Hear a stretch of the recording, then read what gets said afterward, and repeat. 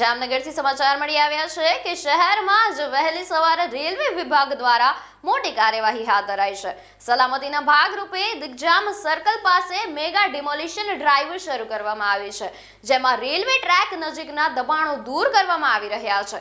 વહેલી સવારથી જ દિગ્જામ સર્કલ પાસે આવેલા ઓવરબ્રિજ નીચે સિદ્ધાર્થનગર અને આસપાસના વિસ્તારમાં રેલવે વિભાગ એક્શનમાં આવી ગયો હતો। ટ્રેક નજીક આવેલા ગેરકાયદે દબાણો હટાવવા માટે મેગા ડિમોલિશન હાથ ધરાયું હતું।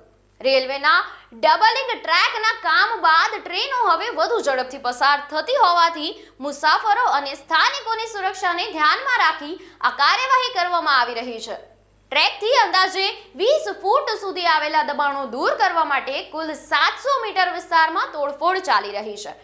કામગીરી માટે 10 જેટલી જેસીબી મશીનો તૈનાત કરવામાં આવી છે અને કોઈ અનિચ્છનીય બનાવ ન બને તે માટે રેલવે પોલીસના 20 જેટલા જવાનો સહિત મોટી સંખ્યામાં પોલીસ બંદોબસ્ત ગોઠવવામાં આવ્યો છે।